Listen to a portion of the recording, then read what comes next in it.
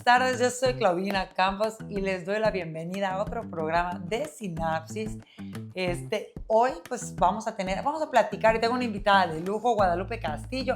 Ella es psicóloga y sexóloga, también especialista en trauma, y vamos a hablar sobre autismo en adultos. Pero antes de ya empezar con este tema, que la verdad yo tengo muchísima curiosidad y mucho interés en aprender y en comunicarles, pues bueno, les recuerdo que Sinapsis es un programa donde hablamos temas de psicología, de desarrollo personal, de salud mental, de salud física, de temáticas sociales, ¿no? Entonces, bueno, pues hoy vamos a hablar justamente del autismo en adultos y pues le doy la bienvenida a mi colega, a mi amiga, pues Guadalupe Castillo. Así que, Lupita, muchísimas gracias por estar acá, de verdad te lo agradezco y bienvenida a otro episodio de Sinapsis. Pues muchas gracias por invitarme nuevamente a este programa. Me encanta, como siempre, compartir contigo uno de los temas que me fascina.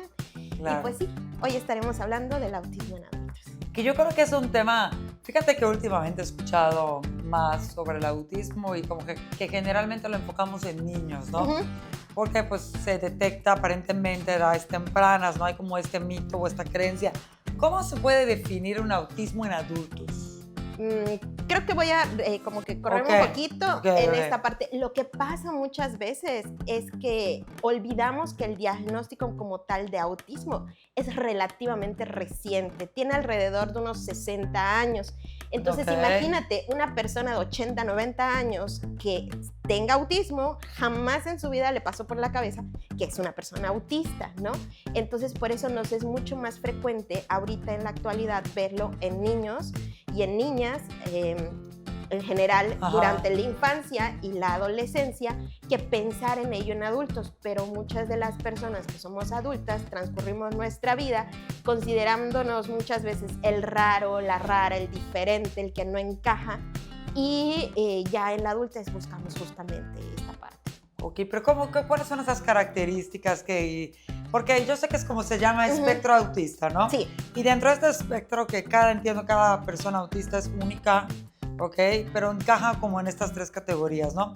Eso es lo que yo sé, ¿no? Como que el aspecto 1 era como que antes se consideraba el Asperger, que es como que el más adaptado, ¿no? Que puede hablar, que prácticamente, que sí podrías ver tal vez algunas como características que medio se salen de la norma, pero bueno, o sea, digo, podrían pasar desapercibidos, ¿no? Yo creo que más antes, ¿no? Luego el grado 2, que es como que pues ya es como más evidente y mucha gente los catalogaba como que tienen alguito, probablemente te estoy diciendo, yo me imagino que en la época de nuestras abuelitas o algo así era así como tienen un tema, tal vez no un diagnóstico como tal, y los de grado 3 son muchas veces que pues más severo, ¿no? Tienen Sí, tienen muchas más necesidades de apoyo, o sea, cuando catalogamos, esto. Por ejemplo, generalmente vemos lo que viene siendo el lenguaje y la interacción social, vemos lo que viene siendo los intereses profundos, vamos viendo también lo que es la sensibilidad sensorial, aunque esta realmente se comparte con otras divergencias, como lo es, por ejemplo, el TDAH, o como lo son las altas capacidades, que las altas capacidades no están catalogadas como un trastorno. Pero lo que viene siendo en los adultos se ve más a veces justamente, como mencionabas hace un ratito, esta dificultad en la interacción con otras personas. Ok. Una de las cosas que, como es un mito, que las personas autistas no pueden mirar a los ojos. Sí pueden mirar a los ojos porque aprenden a mirar a los ojos, ¿no? O sea, es una cuestión de aprendizaje. Aprenden a hacerlos. ¿Les es cómodo? No siempre. Y a veces cuando miran a los ojos, no realmente están mirando a los ojos. Pueden estar mirando alguna parte del entrecejo o pueden estar mirando el reflejo en la pupila de la persona a la que están viendo. Ok. Pero también esta parte social depende del espectro autista en el que te encuentres, sí, ¿no? O sea, pero siempre hay como una cierta incomodidad social. ¿Podría ser como el aspecto más significativo o...? Una de las cosas que se refiere bastante es que no les interesa socializar. La realidad no es que no les interese, sino que, vamos a decirlo de alguna forma, tienen una batería social más chiquita. Entonces, el socializar implica que sensorialmente estén atentos a muchos estímulos, como por ejemplo tu mirada, tu tono de voz, tu postura, qué estás haciendo, el tono en el que lo dices, las palabras exactas que utilizas. Entonces, mentalmente, eso es muy cansado. Porque generalmente dentro de lo que, por ejemplo, yo estoy como más en un paradigma de la neurodiversidad, entonces las personas neurotípicas, desde como le denominamos, ¿no? Muchas veces cuando hablan no son directas, ya sabes, por cuestiones socioculturales, el doble sentido, como que en esta parte de que tengo que cuidar lo que digo, etcétera. Y entonces una persona autista lo que va a estar viendo es como qué es lo que me está tratando de decir, como descifrando todo. Como que es más literal. Exacto. Como que el sarcasmo, el doble sentido, y eso le cuesta más trabajo como asimilarlo. Sí, es una persona nueva.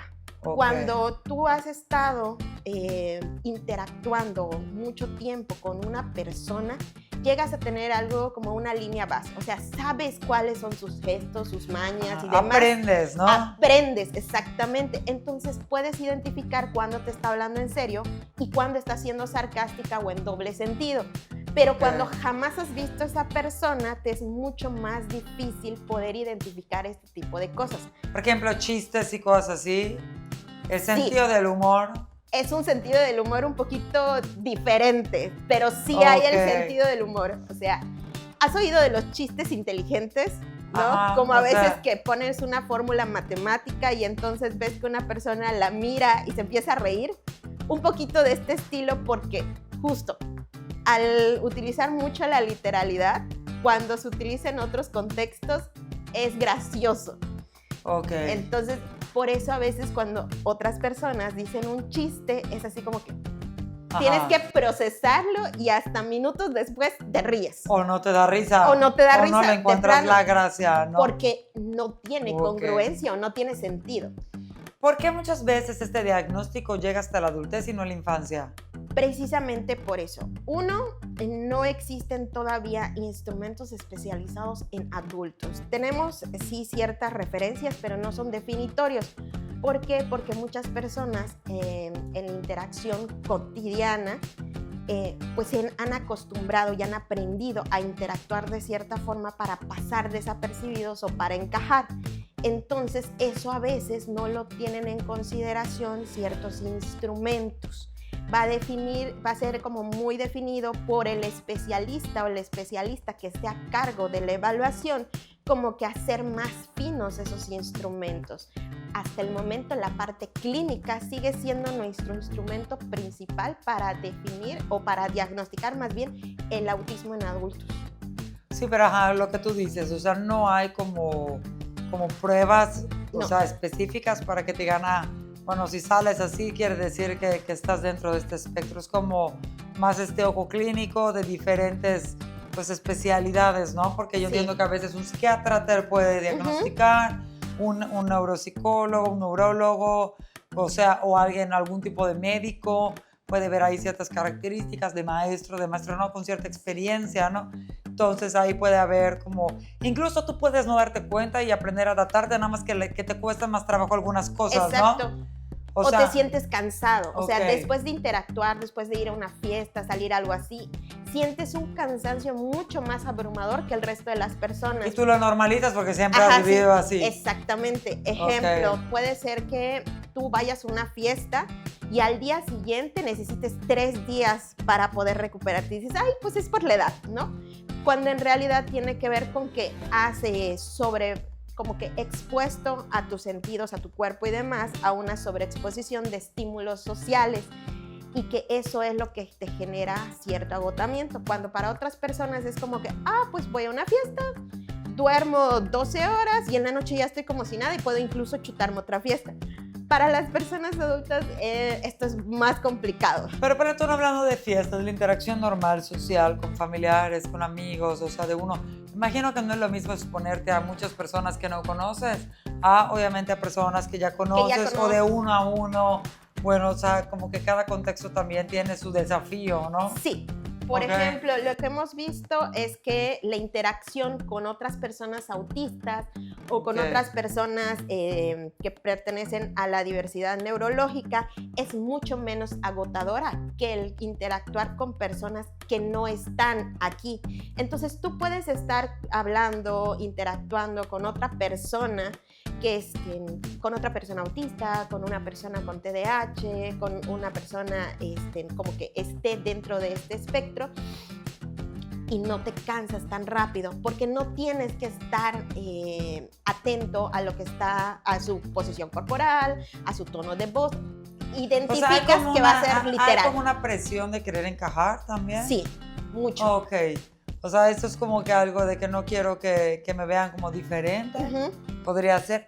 Eso me lleva a esta siguiente pregunta, ¿no? De cuáles son las señales más comunes que llevan a un adulto a buscar justamente pues, una valoración, a decir, ching, pues puede ser que algo pues no esté, me siento diferente, o me he dado cuenta que estas conductas que yo antes pues normalizaba y que las daba como por sentado, pues no son tan, o ya me están pesando mucho, ya me están cansando mucho, no lo sé, o sea. Muchas veces interactúas con otras personas con el diagnóstico y dices, oye, como que me parezco, ajá, así como que, ¿en serio? Eso no es normal. Claro. Ajá, así como que, me estás diciendo que eso no es normal, pero si yo también lo hago, ¿no? Y comienzas a identificar ciertos rasgos en común, ciertas conductas en común, cierta forma de hablar, ¿no? Y comienzas, quizá por allá. Otra forma justamente es esta sensación de no haber encajado nunca en algún lugar. Como que sí me siento cómoda o me siento a gusto, pero no pertenezco. O sea, no termino de pertenecer. Siento que si mostrara cómo realmente soy o lo que realmente pienso, me van a rechazar y me van a excluir. ¿Pero no crees que en cierto grado todos los seres humanos tenemos este miedo? ¿Todos los seres humanos tienen este miedo? Como que debe a veces sentirse que no encajas. Sí, pero en ellos es como que un poquito más real. Ajá. Ok. ¿No? Porque sí es como otra línea de pensamiento, ¿no? Explica un poco de como los neurotípicos y la neurodivergencia, ¿no? ¿Podrías explicarle un poco a la gente que nos está escuchando qué es una persona neurotípica y qué sería una persona neurodivergente, ¿no? Que ahí entra el espectro autista, el TDAH y varias. Bueno, la parte de las personas neurotípicas son aquellas que tienen un procesamiento neurológico típico o común, ¿no? Como que lo que vendríamos diciendo en términos coloquiales, normal. Aunque sabemos que la normalidad en realidad no existe. Ajá. Pero bueno. Y la parte de las personas neurodivergentes tiene que ver con las personas cuyo procesamiento neuronal es diferente, ¿no? De hecho, por eso esta parte se habla mucho de que comienzan desde la infancia o que se visualizan desde la infancia, porque desde que naces con... para explicarlo en términos coloquiales, lo digo como un cableado diferente en tu cerebro, ¿no? Ajá. Y son personas que, por ejemplo, me llegan a decir, bueno, soy maestra y interactúo con varios alumnos como que con este diagnóstico. Maestra, es que yo huelo el color azul. El color azul huele así, ¿no? O que me dicen, por ejemplo, ¿me puedes explicar a qué te refieres con dormir bien? ¿Qué es bien? ¿No? Cosas que nosotros como psicólogos realizamos como para esclarecer ciertas cosas en terapia. ¿Qué significa para ti bien? Eso, pero bueno, son herramientas que aprendiste, evidentemente, ¿no? Exacto. Para ellos es una duda genuina y original que no están entendiendo, ¿no? O, por ejemplo, tú haces un gesto de coqueteo o alguien le está coqueteando, que pasa bastante frecuente, sobre todo con mujeres, y dicen, ¿estás bien? ¿Se te metió algo al ojo? ¿O por qué estás guiñando, no? Ok. ¿No? Cosas por el estilo. O sea, no interpretas ciertas señales sociales como culturales, ¿no? De que para la gente es como, esto es como que algo muy cultural, ¿no? Los chistes mexicanos o ciertas actitudes, como, bueno, si viviéramos en otro país o en otra cultura, ciertas cosas que ya se dan por sentado, que si dices algo te refieres a tal cosa. Ajá, ¿no? O que, por ejemplo, ciertas normas sociales sí son muy cuestionadas, hablando específicamente en cuestión del autismo, pero la parte neurodiversa va más allá, porque incluye la parte de las personas neurotípicas y las personas neurodivergentes. En cuanto a las personas neurodivergentes, pues entra todo el espectro autista, entra la parte de la diversidad atencional como el TDAH, entra incluso, hay quienes ya están proponiendo que cuando tienes depresión, cuando tienes ansiedad, como la química de tu cerebro se modifica, también podríamos catalogarlo dentro de la neurodivergencia, ¿no? Sin embargo, hay otros que te dicen que no, porque esto no viene como que de ti. Y esto no se cura. Exactamente. O sea, porque por eso dice que es un trastorno, ¿no? O sea, que es algo que es parte de ti y uno tiene que aprender a vivir con eso y a trabajarse y a entenderse, ¿no? Y en cambio, pues al final una depresión, una ansiedad, sí, pues buscas curarla, ¿no? O sea, exactamente. Entonces hay como que esta discrepancia incluso dentro de la misma, dentro de este mismo paradigma, ¿no? Pero sí podemos hablar que lo que ya está bien establecido es que son las personas que tienen un procesamiento diferente, sensorial, cognitivo, todo. Perciben el mundo de forma diferente. Exacto. Y tú sabes, Lupita, ¿cuánto más o menos es el porcentaje de personas neurotípicas a personas como neurodivergentes? Digo, si es que hay algún tipo de estudio de que, bueno, no lo sé, 80-20, 90-10, yo qué sé, no te estoy inventando, porque cada vez se escucha más, ¿no? Sí los hay. Sí. Sí hay porcentajes, pero yo no estaría tan segura de que son porcentajes reales. Ok, ¿por qué? Porque, por ejemplo, si es difícil el diagnóstico en la adultez, siendo mujeres todavía más, porque hay varias características asociadas al autismo que social y culturalmente se busca que tenga una mujer. De hecho, esta era otra de mis otras preguntas. Ajá. ¿Existen diferencias significativas entre el autismo en hombres y en mujeres adultos? Desde la percepción social, sí. Porque, por ejemplo, una mujer que es más, vamos a decirle, cuando se le dificulta entender este tipo de cosas, ay, es que es inocente, es que es tierna, es inocente, ¿no? Entonces lo ven como una característica socialmente aceptable y no lo relacionan con esta parte del espectro, por decirlo de alguna forma, que no se relacione o que no busque relacionarse tanto con otras personas, es tímida. Pero eso está bien en una mujer, ¿no? En cambio, cuando un hombre presenta estas características, como socialmente se busca que el hombre sea diferente, sea más relevante, más líder, y todo lo demás, líder y todo, ay, espérate, tiene algo raro. Ajá, ¿qué le está pasando? En cambio, cuando una mujer presenta las mismas características, pues sí hay esa, ay, pues es normal, solo es tímida. ¿Cómo sabemos cuando alguien, ahí está, parte de hay personalidades que son pues extrovertidas, introvertidas, ¿no? Y digo, una persona introvertida no necesariamente tiene que tener autismo. ¿Cómo podemos diferenciarlo? El por qué lo es. O sea, por eso te mencionaba que en la parte del diagnóstico entra mucho la parte clínica. ¿Por qué? Porque hay conductas que van a verse en distintos diagnósticos, van a verse en distintos tipos de personalidad. La diferencia es qué lo origina. Un ejemplo de esto que me gusta decirle a mis alumnos, por ejemplo, es que los rituales dentro del espectro autista no generan ansiedad. Al contrario, es algo que les gusta, es algo que les genera placer. ¿Cómo qué rituales? Como por ejemplo, al momento de vestirse, ¿no? Hasta que no esté completamente vestida, no puedo pedir mi transporte, mi Uber, mi Didi, lo que sea, ¿no? Mientras que cualquier otra persona sería así como que, pues todavía me voy a alistar, no importa. En cambio, tiene que ser así. El autismo, por lo que entiendo, son como muy metódicos y tienen que tener una rutina bien establecida. Les cuesta salirse, ¿no? Es también de esa rutina. Es como que mucho más difícil. No significa que no pueda hacerlo, pero cuando lo hacen les genera más cansancio, ¿no? Mientras que para otras, por ejemplo, un trastorno obsesivo-compulsivo tiene rituales, pero estos rituales los hace para bajar su ansiedad. Exacto. Mientras que en un espectro autista hablamos de que estos rituales los hace por placer, porque le gusta. Exacto. Ajá. Llego, me quito los zapatos, después me meto a bañar y después ya me acuesto en mi cama. Y como que no coincide muchas veces hacerlo de otra forma, ¿no? Es su forma y así es, y le gusta. Y esa parte es como que tú dices, ay, qué cuadrado eso, qué cuadrada, pero es una forma de expresión. Así me gusta. Ok. Otra cosa, ¿qué impacto tiene tener este diagnóstico, darte cuenta que tienes este diagnóstico en la vida adulta?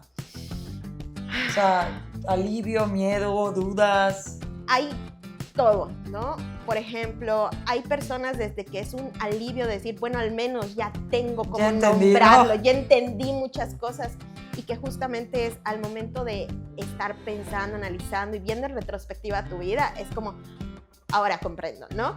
Y que puede resultar liberador, como que te da permiso. Pero para otras personas también puede ser algo muy avasallador, porque significa que muchas veces hay puertas que se te cierran por tener un diagnóstico.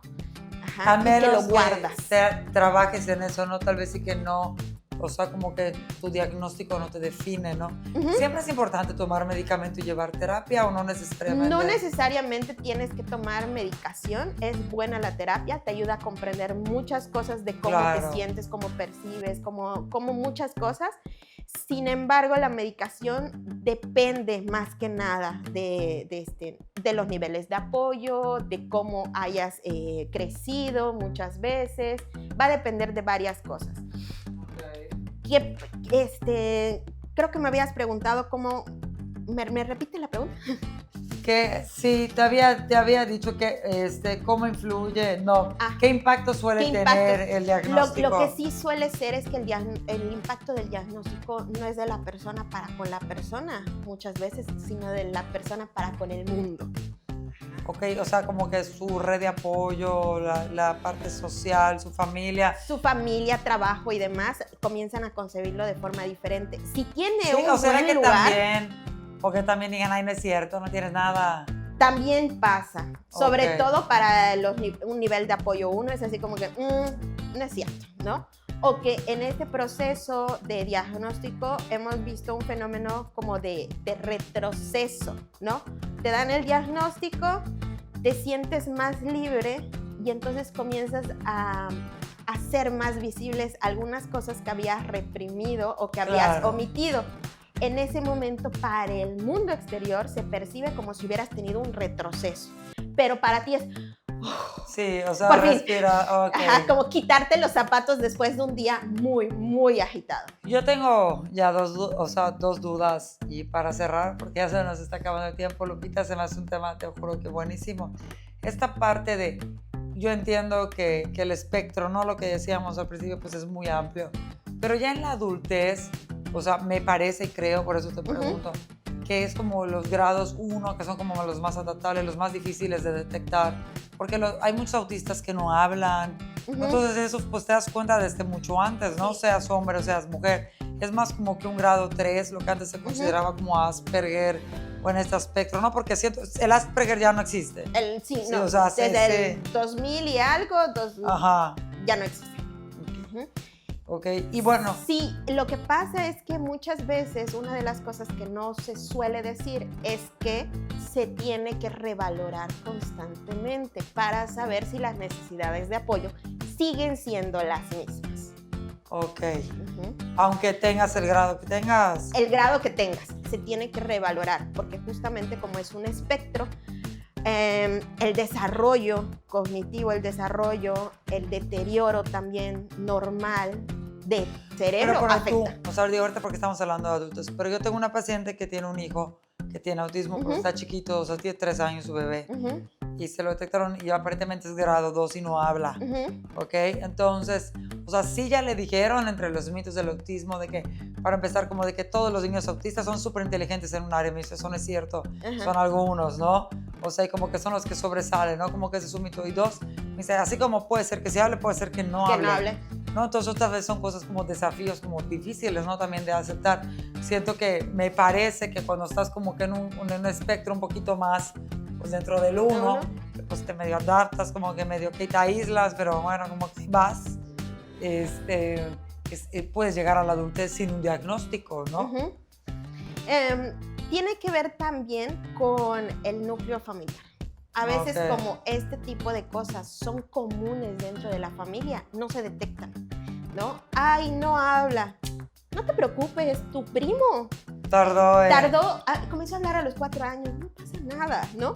Entonces, cuando en el núcleo de la familia se han visto casos similares, no se detecta con tanta facilidad. Y si le dicen así como que pueden venir los maestros, pueden venir los doctores o algo así, y le dicen, ¿sabe qué? Su hijo, su hija está teniendo un retraso en su desarrollo. Ay, sí, doctor, pero no se preocupe, es normal en nuestra familia. Siempre ocurre. A los 5 ya nos empezamos a preocupar porque la mayoría de sus primos a los 5 empezaron a hablar. Sí, tiene que ver mucho la red de apoyo, definitivamente, el entorno.